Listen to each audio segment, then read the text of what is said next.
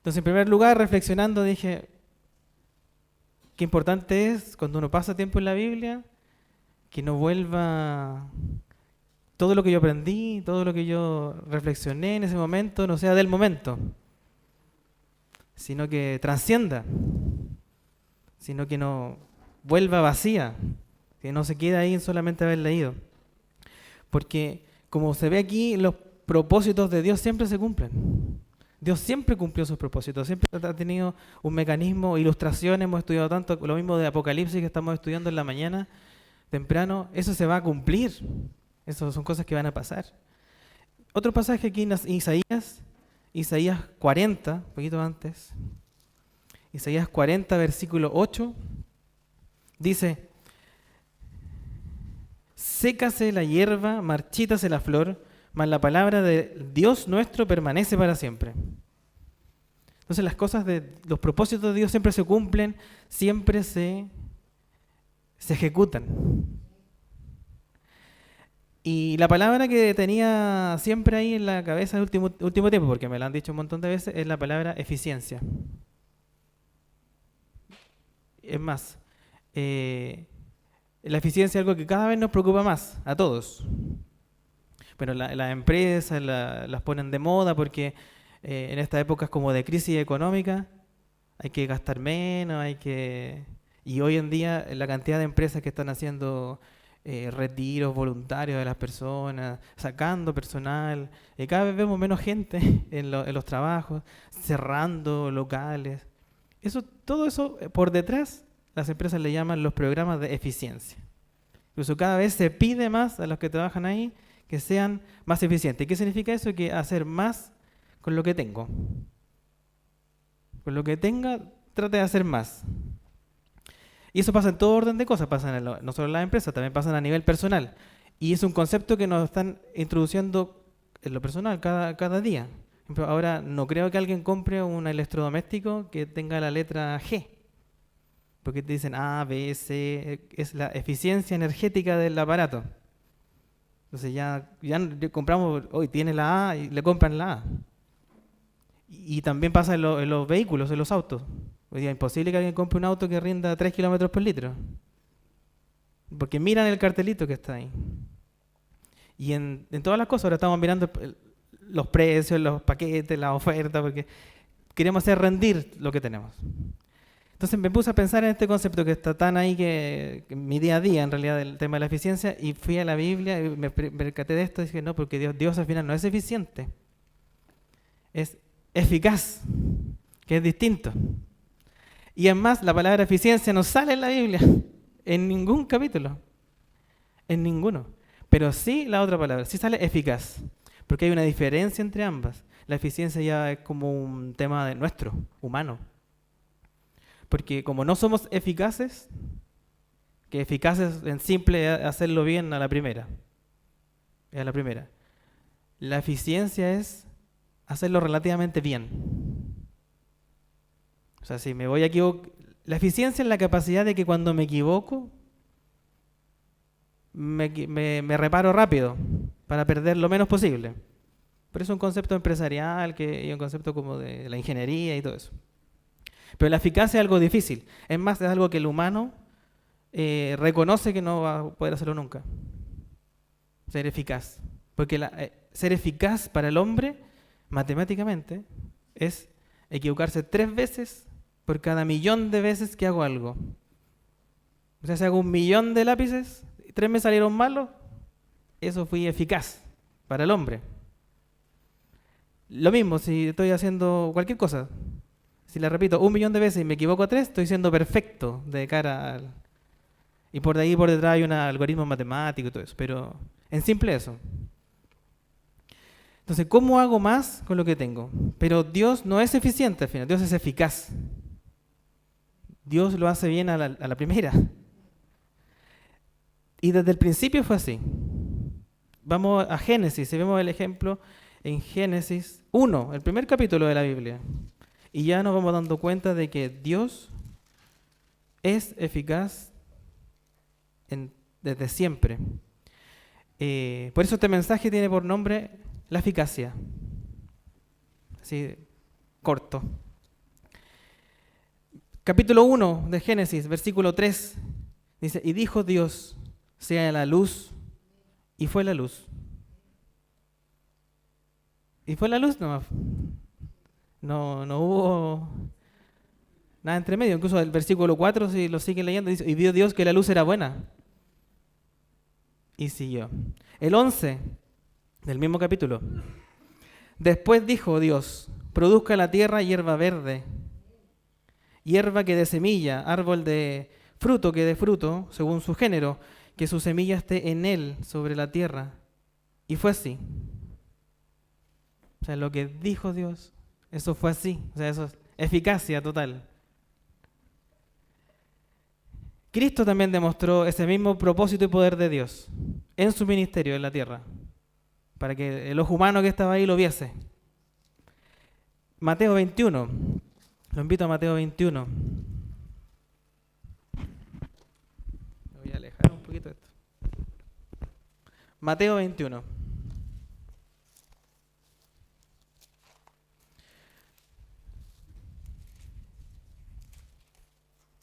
Mateo 21, versículo 19. Dice,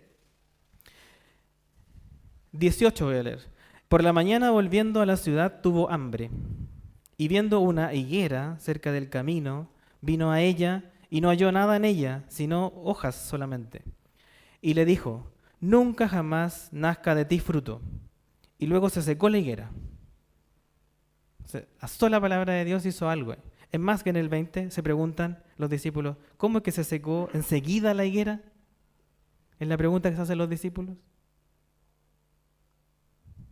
Nuevamente demostrando que Dios es eficaz en lo que Él determina.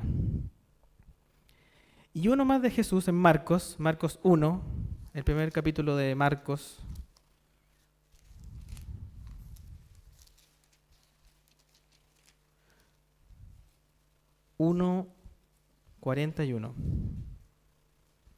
Bueno, el contexto es el 40, que vino a él un leproso. Un leproso y le pregunta, le ruega a él, a Jesús.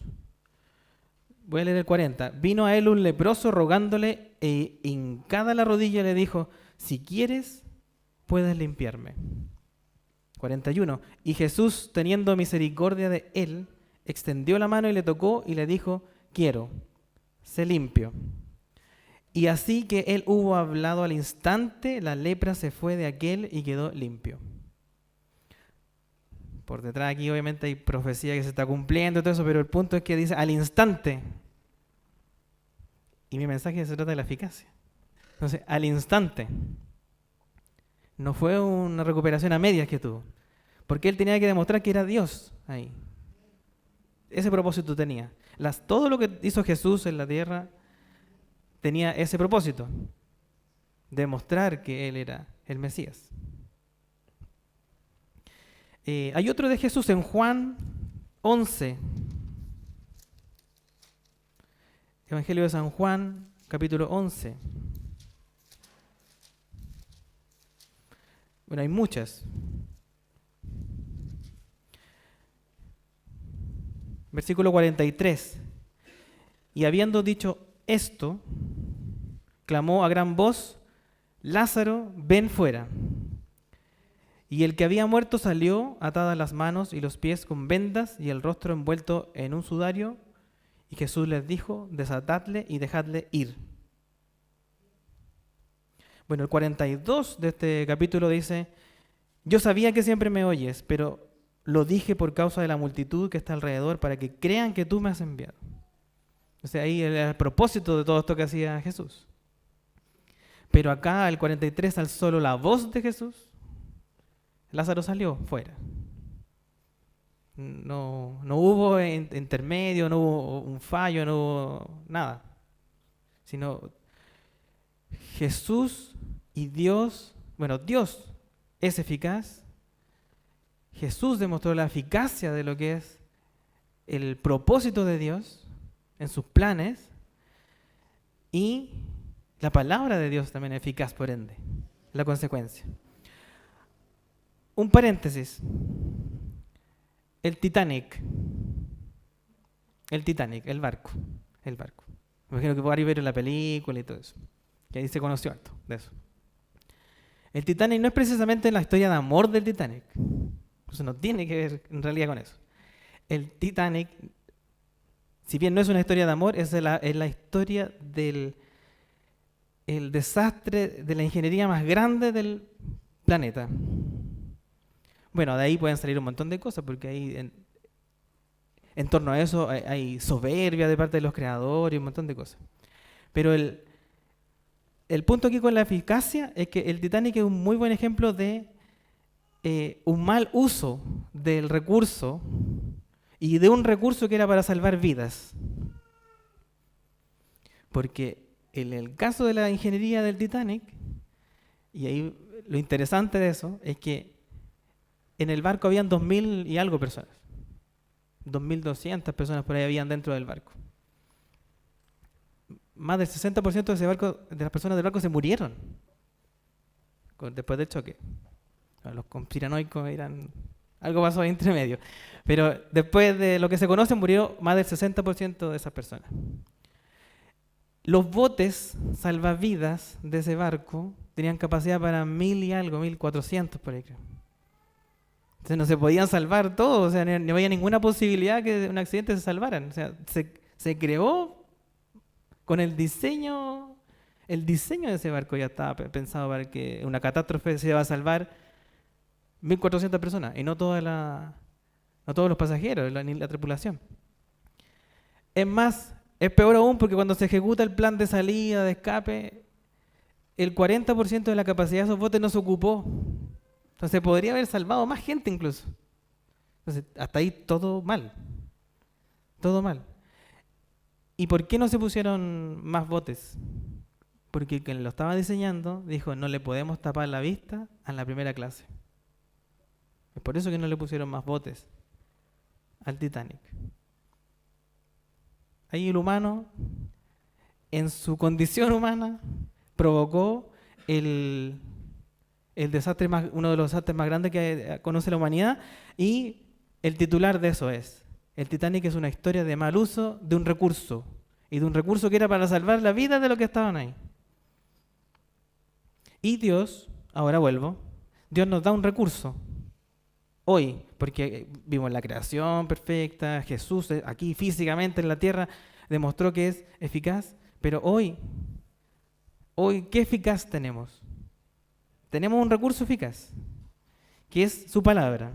Y no hay pasaje más claro de esto, en realidad tengo varios más para ir desarrollando la idea, pero el más claro de todos es en Hebreos 4:12.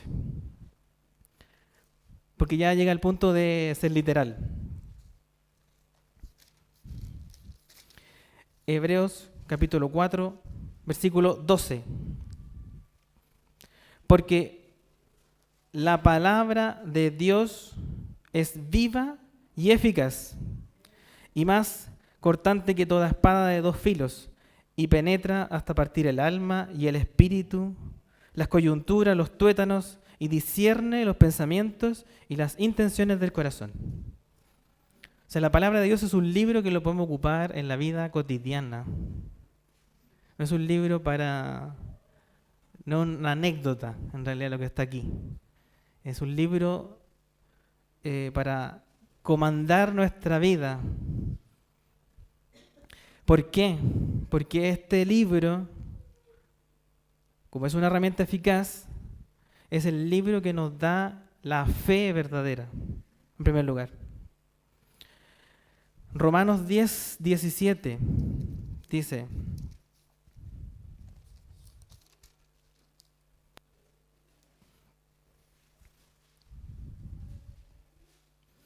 el 16, en Romanos 10:16 dice: mas no todos obedecieron al Evangelio, pues Isaías dice: Señor, ¿quién ha creído a nuestro anuncio?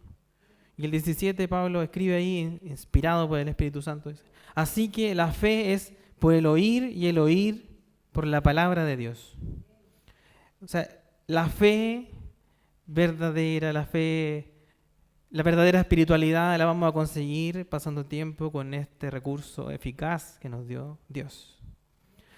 Usándolo, Aquí Pablo escribe por el oír, por el oír, por el oír, pero si Pablo estuviese hoy en el 2023 diría por el leer y el leer. Porque ahí había más gente que oía que leía. Entonces escribió hace mucho tiempo. Pero hay que pasar tiempo ahí. Y es eficaz también porque es el libro que nos hace nacer de nuevo. Al mismo tiempo que nos da fe, que es el primer paso, nos da el segundo, que es nacer de nuevo, cambiar. Primera de Pedro 1, la primera carta de Pedro,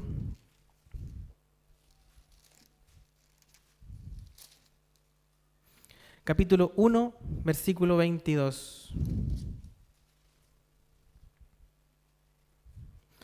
Dice, habiendo purificado vuestras almas por la obediencia a la verdad mediante el Espíritu, para el amor fraternal no fingido, amaos unos a otros entrañablemente de corazón puro, siendo renacidos, no de simiente corruptible, sino de incorruptible por la palabra de Dios que vive y permanece para siempre. Siendo renacidos por la palabra de Dios que vive, dice ese pasaje. No de simiente corruptible, sino de incorruptible. Y la incorruptible está aquí. ¿De dónde la voy a sacar? De acá. De la palabra de Dios. Obviamente todo esto que está escrito aquí tiene detractores y las va a tener. Siempre va a estar la detracción de lo eficaz que es el recurso este. Siempre va a haber alguien que nos va a decir, estáis loco, o esto no funciona, no es así, no es así. Sí, a mí dicen que es de otra forma. O en la universidad me explicaron de otra forma, o en este libro dice de otra forma. Bueno, las personas de ese estilo, hay un tip. Sea de un libro, sea de donde lo sacaron, también por fe lo hacen, porque nunca lo vieron. Nunca han visto lo que dicen en realidad. Alguien se los contó, o un libro lo sacaron, que se escribió hace mucho tiempo. Pero es la misma historia. Pero ese no es un recurso eficaz porque es un recurso hecho por un hombre, por ideas de hombre. Y acá sí es eficaz. Porque esto cambia, como vimos, nacemos de nuevo, podemos cambiar nuestra vida totalmente. Si la usamos bien. La eficacia de la palabra de Dios tendrá detractores, como estaba diciendo. Damos un pasaje en Timoteo, segunda carta de Pablo a Timoteo, donde le explica Pablo a Timoteo esto que les comento. En el capítulo 3 dice, en el versículo 1, segunda carta de Pablo a Timoteo, 3:1, también debes saber esto, que en los postreros días vendrán tiempos peligrosos, porque habrán hombres amadores de sí mismos, avaros, vanagloriosos, soberbios, blasfemos, desobedientes a los padres, ingratos, impíos, sin afecto natural, implacables, calumniadores, intemperantes, crueles, aborrecedores de lo bueno, traidores, impetuosos, infatuados, amadores de los deleites más que de Dios, que tendrán apariencia de piedad, pero negarán la eficacia de ella. A esto se evita. Una serie de características de las personas que como se comportan hoy, es más, unos se paran en púlpitos y usan esta palabra de Dios para torcerla, para tergiversarla, para, en definitiva, como decía aquí el último punto, para negar la eficacia que tiene la palabra de Dios, para quebrarla de repente, para mostrar una vulnerabilidad entre medio de todo lo que está escrito aquí. Y no la hay en realidad.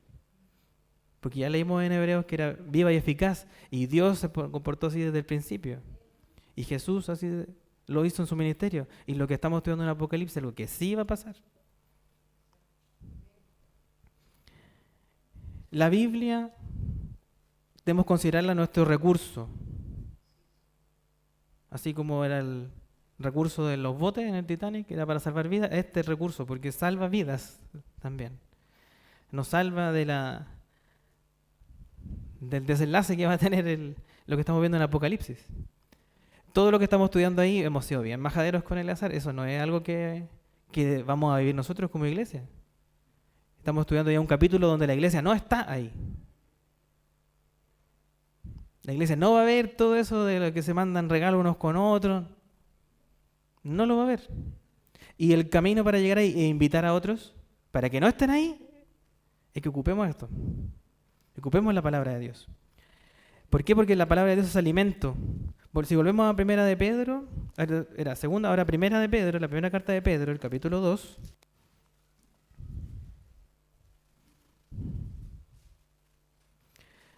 Capítulo 2, 1.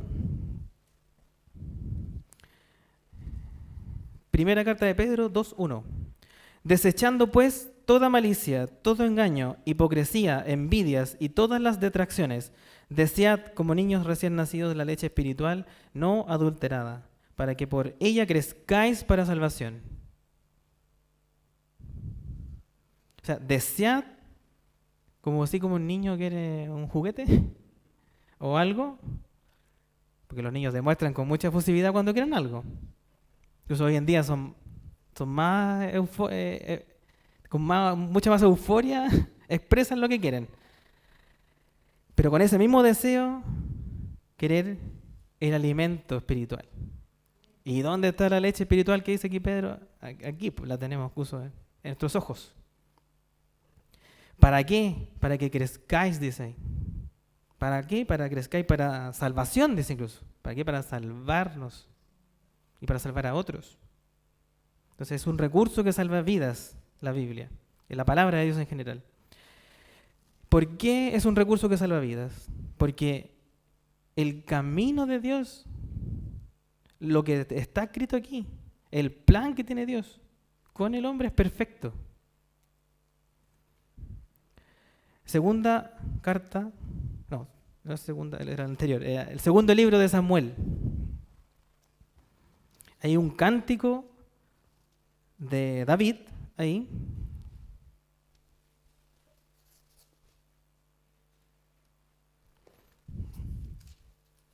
Capítulo 22. Capítulo 22.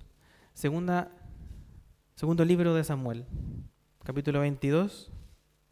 Versículo 31. Dice, en cuanto a Dios, perfecto es su camino, y acrisolada la palabra de Jehová, escudo es a todos los que en él esperan. El camino de Dios es perfecto. Lo que está escrito aquí es algo perfecto. Lo que hace un poquito en la introducción les decía, el humano tiene la medición de perfección con errores entre medio. El camino de Dios es perfecto. Pues si leemos Gálatas, el fruto del Espíritu, contra tales cosas no hay ley, porque pueden ser infinitas las que están ahí. Puede tener infinita paciencia, infinito amor, infinito fe, y no está mal eso. Eso es lo recomendable incluso. Pero justo antes de ese pasaje hay una lista enorme de cosas que no hay que hacer, que deberían tener límite, que hay que ponerle freno. Y no puede venir a decir alguien que es lo recomendable hacer todo lo que está en esa lista. Ya carece hasta de sentido común. Este mismo cántico de David es ese Salmo 18. Y quiero ocupar una frase ahí, porque el versículo 33 de aquí de Samuel dice, Dios es el que me ciñe de fuerza y quien despeja mi camino. Pero el 18, el Salmo 18, 32, dice, es para confirmar lo que estaba anteriormente, dice, Dios es el que me ciñe de poder y quien hace perfecto mi camino. Entonces Dios es el que hace perfecto el camino de David y obviamente va a ser el camino perfecto de nosotros si ocupamos este recurso. Ocupamos el recurso. Nosotros tenemos que ocupar el recurso, ¿por qué? Porque tenemos que igual perfeccionarnos. Igual tenemos que perfeccionarnos. Tenemos que esperar a Cristo de la mejor manera. Tenemos que estar haciendo la maleta, esperando al Señor y esperarlo bien. Porque, como hemos estudiado aquí mismo, lo que viene para nosotros tampoco es que nos va a venir a buscar y viene el tiro de la gloria. No, es juicio para todos los hombres, incluyendo los cristianos. La Biblia completa se trata de justicia. Hay un tema de justicia. El tema de la Biblia es el reino, pero por detrás está la justicia, y como pastora explicaba en la casa el domingo anterior, es lo que menos se habla en las iglesias, de la justicia. Y lo que va a hacer Dios con su plan y con nosotros y con todo es un tema de justicia. Porque Él es justo. Segunda de Corintios 7, segunda carta de Pablo a los Corintios.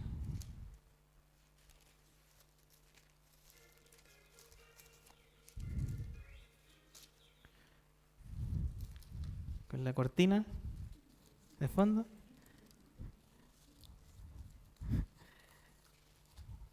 Segunda carta de... Estoy muy acá. Ahí está. 7:1. Así que, amados, puesto que tenemos tales promesas, limpiémonos de toda contaminación de carne y de espíritu, perfeccionando la santidad en el temor de Dios. Entonces es un camino que uno empieza y tiene que irlo perfeccionando. O sea, tiene que, como partimos con Isaías, tiene que no volver vacía. Si yo leo algo, por ejemplo, estoy leyendo esto, tengo que algo que cambiar, tengo que... algo.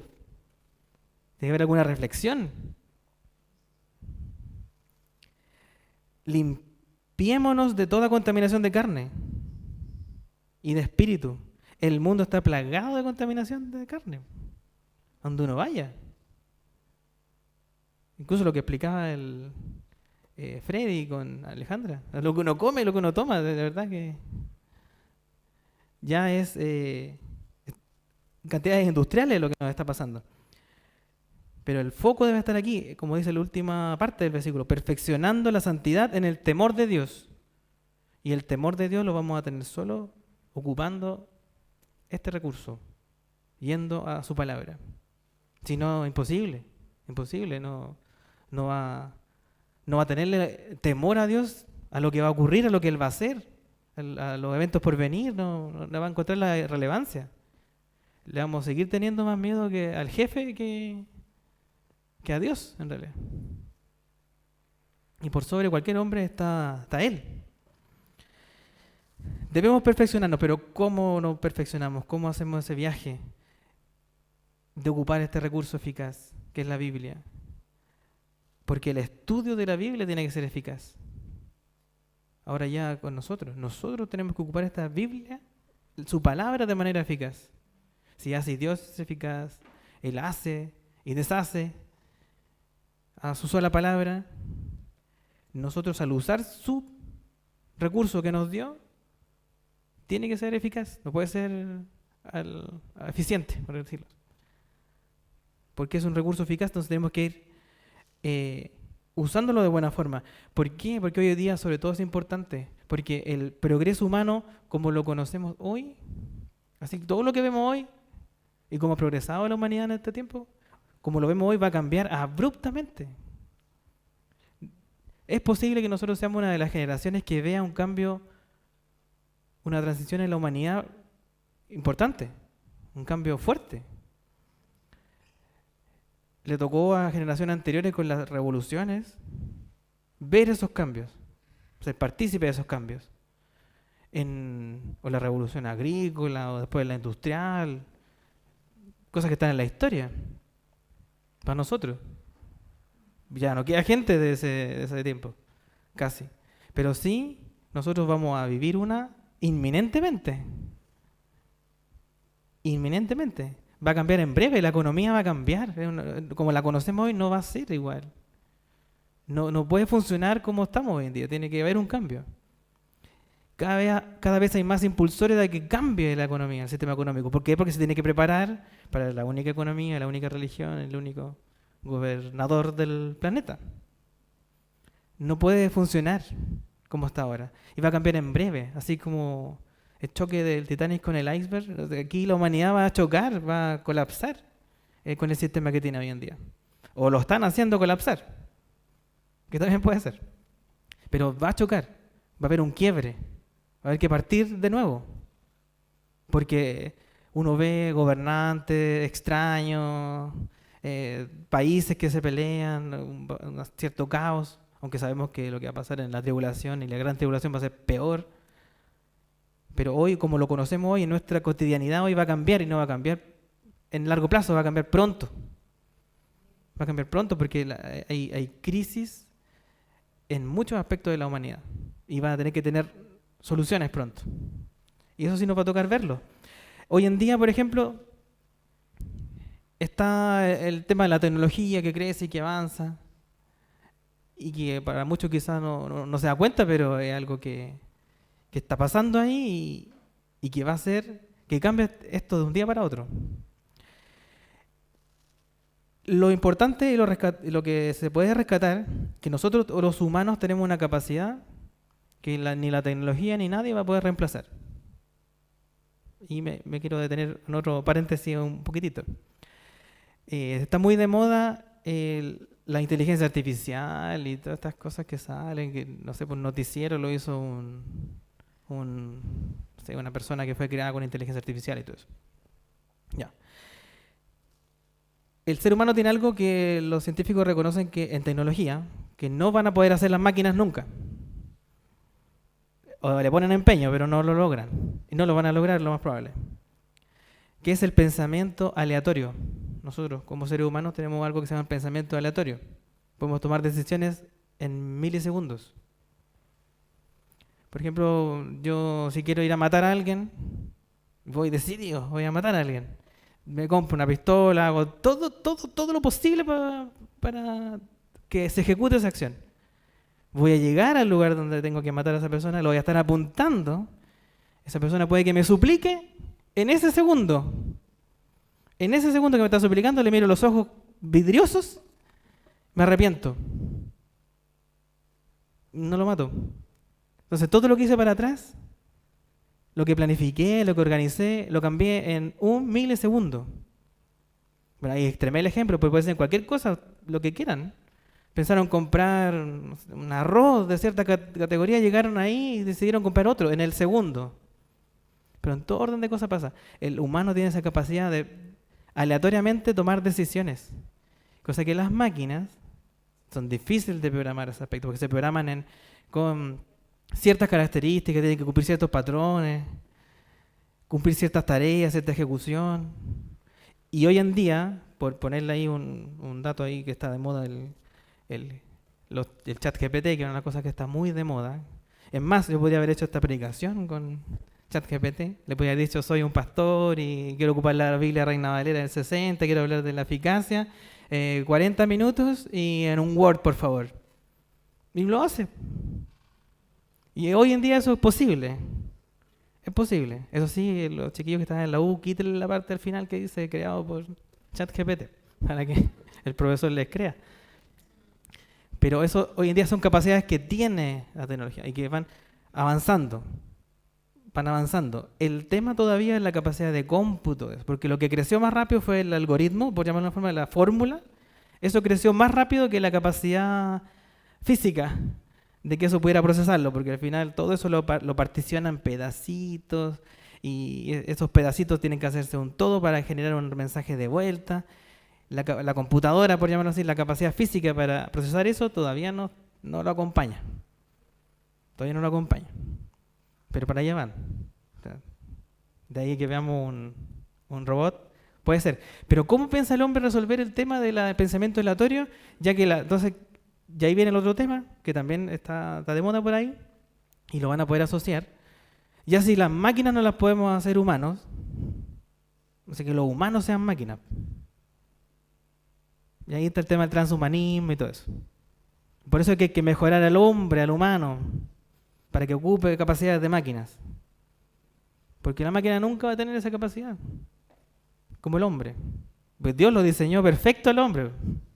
Y lo otro es una creación que está haciendo el hombre, en beneficio de, así que para que tengan ojo con las cosas, que igual no se desenfoquen tanto, porque eso igual es útil, el saber, el cómo acompañarse con eso, en la vida cotidiana porque va a ser cada vez más en nuestra vida. Nosotros tenemos esa capacidad y la podemos aprovechar. La podemos aprovechar a nuestro favor, estudiando la Biblia, haciendo un estudio eficaz de la Biblia. ¿Y cómo se hace un estudio eficaz? Uno se puede preguntar. ¿Cómo le hago? Porque yo la leo, pero ¿cómo hago que esto sea eficaz? En primer lugar, léala. Tiene que partir por lo simple. Tiene que leerla todos los días. Si no, no sirve. Va a tener más de lo otro que está haciendo. Observar la Biblia. Ese es el primer ejercicio. No voy a hacer una clase de hermenéutica aquí ni nada, pero lo voy a tratar de llevar a términos simples eso mismo. Observar la Biblia. ¿Qué dice? ¿Qué palabras se repitieron? Sin la intención todavía de entender algo, ¿eh? Pero hay que partir por algo. ¿Qué dice? ¿Qué contexto tuvo? ¿Qué es lo que dijo el capítulo anterior? ¿Cómo se llamaba esta persona? Hoy aquí una palabra que 2 veces aparece. Es tener una intención sobre el libro. Así como cuando uno lee una novela que le gusta leer, se puede interesar mucho en el capítulo y está entusiasmado por leer el que sigue, o se lo lee 2 veces. Es lo mismo. Bueno, si no es con un libro o con la tele, o una serie, o lo que sea. Uno se interesa por lo que va a pasar, casi que es copartícipe del personaje que está en la televisión. Ya parece familiar del que está ahí. Sabe más, uno sabe más de los que están ahí de los que viven en la casa al final. Entonces, es lo mismo acá, interesarse, observar la Biblia, cada punto, porque como hemos estudiado acá en Apocalipsis, cada palabra importa. Hay detalles en aquellos días, aquel día y todo eso que hemos visto.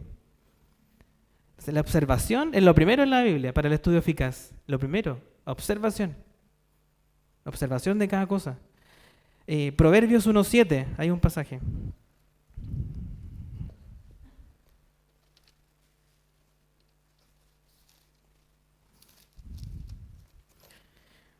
Dice, el principio de la sabiduría es el temor de Jehová. Los insensatos desprecian la sabiduría y la enseñanza.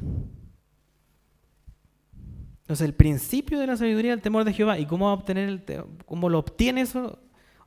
Pasando tiempo en la Biblia, observándola, en primer lugar. Cuanto más tiempo le dedique a observar, menos tiempo le va a dedicar a entender, que es el segundo paso. Primero la observa y después la entiende. Pero si observó poco, va a entender poco. Entonces, si observa más, le va a costar menos entender. Salmo 119, 18.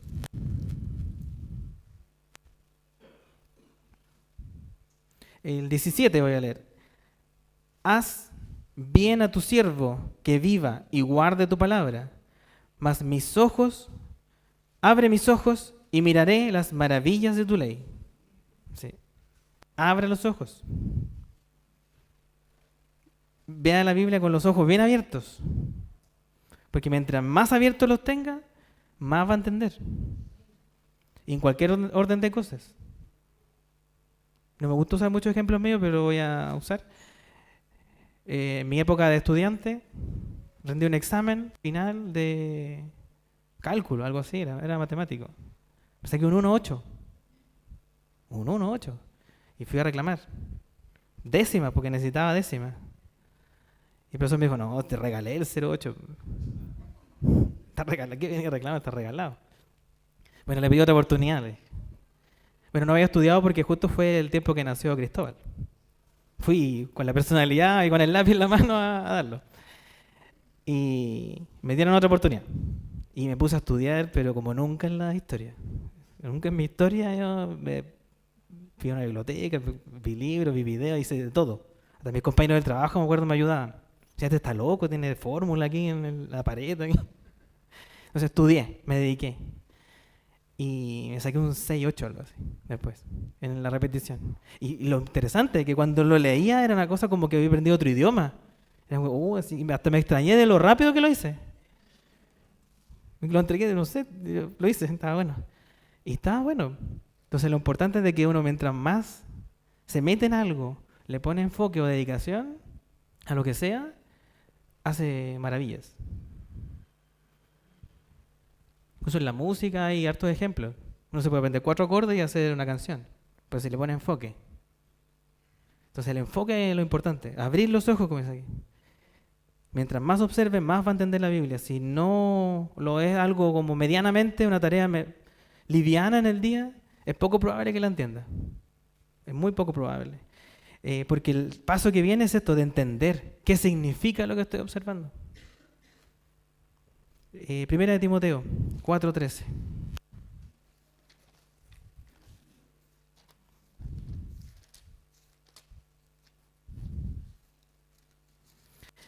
Primera de Timoteo 4:13. Aquí le dice Pablo, entre tanto que voy, ocúpate en la lectura, la exhortación y la enseñanza. Que se preocupe de la lectura, porque si no lee, no va a poder hacer lo que sigue. Exhortar o enseñar a otros. Nosotros tenemos que preocuparnos de estudiar y leer, porque en alguna oportunidad nos tiene que tocar explicarle a otro. Un poco la labor de la iglesia, que esto se propague, si no, no tiene sentido. Interpretarlo implica observación. Primera carta de Pedro, capítulo 1, 10.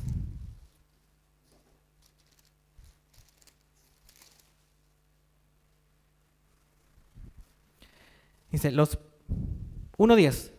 Los profetas que profetizaron de la gracia destinada a vosotros, inquirieron y diligentemente indagaron acerca de esta salvación, escudriñando qué persona y qué tiempo indicaba el Espíritu de Cristo que estaba en ellos, el cual anunciaba de antemano los sufrimientos de Cristo y las glorias que vendrían tras ellos.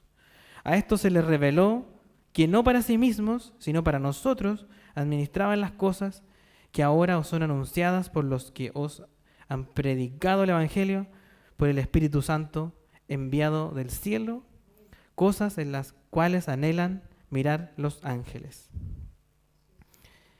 Todos los que escribieron antes la Biblia tuvieron que pasar por este ejercicio de observar y entender. Junto con observar, entender, el siguiente paso es de tener un estudio de la Biblia eficaz, es aplicarla, que ahí es el remate de todo esto. Aplicarla. Preguntarse cosas. ¿Cómo funciona esto que leí en mi vida personal? ¿Cómo funciona? ¿Qué hago? ¿Qué cambio?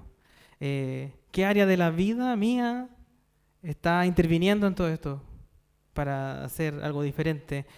¿Hay algún error, algún pecado que estoy cometiendo que tengo que cambiar? Preguntarse. ¿Hay algo que debo reflexionar y hacerlo de otra forma? ¿Existe algo que está aquí que puedo compartir con otro y guiarlo? O sea, también anhelar, como leímos, el exhortar y enseñar también. ¿Hay algo que hay que cambiar? El mismo libro de Timoteo, segunda carta de Pablo a Timoteo,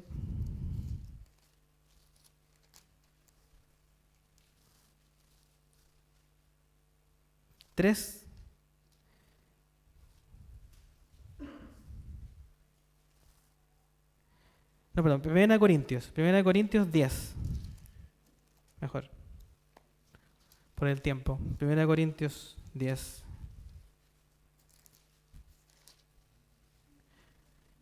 Este pasaje dice, desde el 1, voy a ir leyendo saltado, desde el 1 dice, Primera de Corintios 10, porque no quiero, hermanos, que ignoréis que nuestros padres, todos estuvieron bajo la nube y todos pasaron el mar.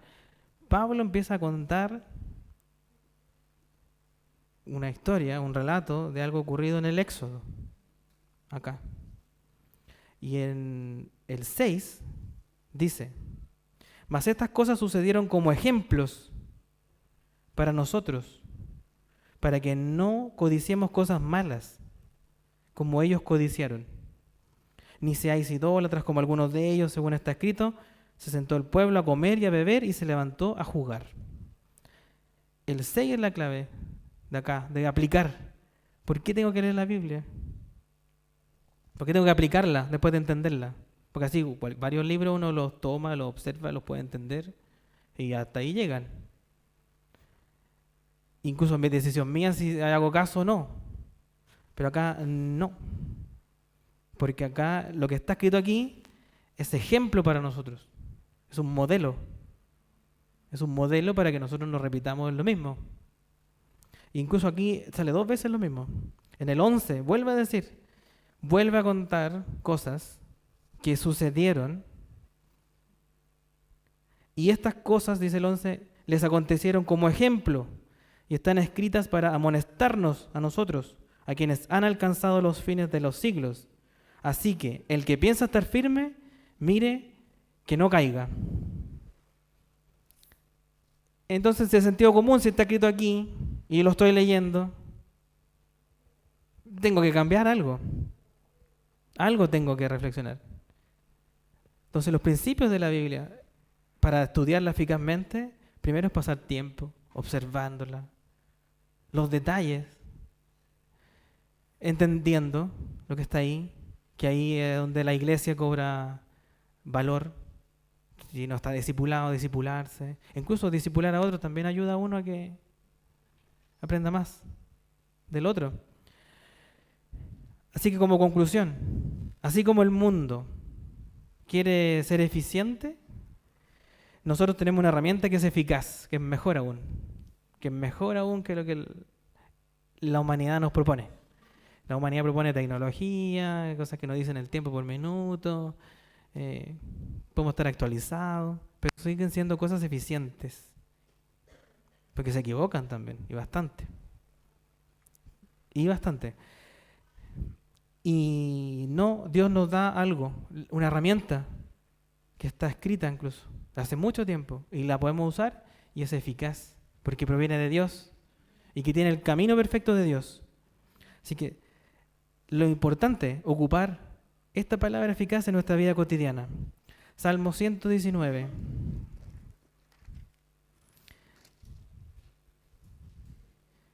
Dice Salmo 119, 130. Dice, la exposición de tus palabras alumbra, hace entender a los simples. Porque para el que se complica de que va a encontrar aquí cosas muy enredadas, Dios lo simple lo puede entender cualquiera. Dios no hizo ningún misterio entre oculto con la salvación, con su evangelio, con el propósito que tiene para con la iglesia. Eso no es nada difícil de entender. Lo simple lo hizo simple. Hay otros detalles que uno puede profundizar porque uno tiene que es por amor a la palabra de Dios que uno ya va interesándose en más cosas. ¿Y por qué se tiene que interesar en más cosas? Porque se tiene que interesar en el que nos está dando vida eterna. Porque vamos a pasar mucho tiempo con Él después de esta vida. Así que no debemos permitir que la palabra de Dios entre en nosotros y no provoque ningún cambio. Eso no puede pasar. Porque si no, no estamos siendo eficaces en estudiar. No estamos siendo eficaces en observar cada detalle. Estamos pasando un pasaje y fue cualquier cosa. No tuvo relevancia para yo decidir y decir, wow, esto lo estoy haciendo mal, tengo que cambiar. No podemos esperar que alguien venga y nos aconseje, porque aquí Dios nos está aconsejando en lo personal. Proverbios 4, 20.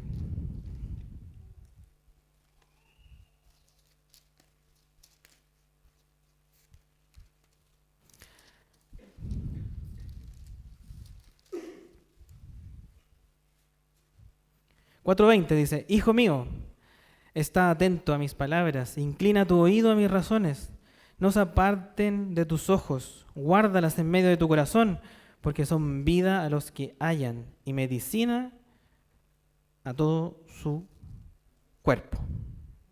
Entonces, la eficacia de la palabra de Dios es algo que debemos atesorar, algo que debemos propagar. Hay otros pasajes que incluso dice la oración eficaz del justo puede mucho, Entonces, hay varios pasajes. La palabra eficaz aparece muchas veces en el Nuevo Testamento. No aparece en el Antiguo, pero en el Nuevo aparece varias veces. Muchas veces aparece. Y es por esto mismo. Es porque hay un énfasis en que el uso, si le damos un uso eficaz a este recurso que tenemos, a esta herramienta que Dios nos dio para comandar nuestra vida y darle un giro, de verdad que nos va a ir bien. Y ir bien no significa que vamos a ganarnos un premio, que nos vamos a tener todas las maravillas del planeta, no, porque vamos a tener una vida constante, o sea, estable, sin depresión y sin euforia. Porque Dios no es de esos extremos, los quiere estables, porque una persona eufórica, imposible que le cuente a otro, lo cual le dé mal testimonio. O una persona depresiva tampoco, no va a querer ni levantarse de la cama para decirle a otro que Cristo hizo algo por ella. Entonces, la palabra de Dios es un buen camino que nos mantiene estables. ¿Para qué? Para cambiarnos y para cambiar a otros. Y para finalizar, el Salmo 119, 9, la palabra de Dios es eficaz porque es la clave para vencer al pecado hoy.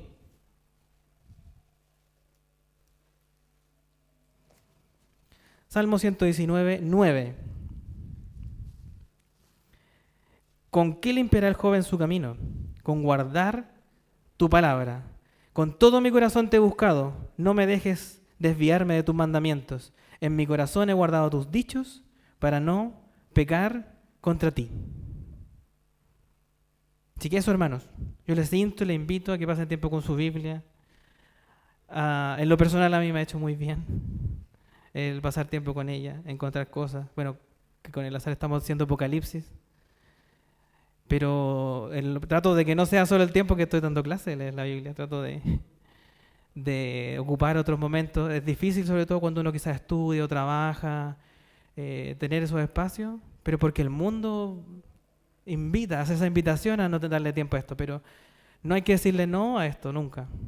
Es lo que sí aprendí, que nunca hay que decirle esto que no, porque esto de verdad salva vidas y es el recurso que Dios nos dio para salvarnos hoy. Y no hay otro, no hay ningún bote que nos va a salvar después de la tribulación y gran tribulación que se viene.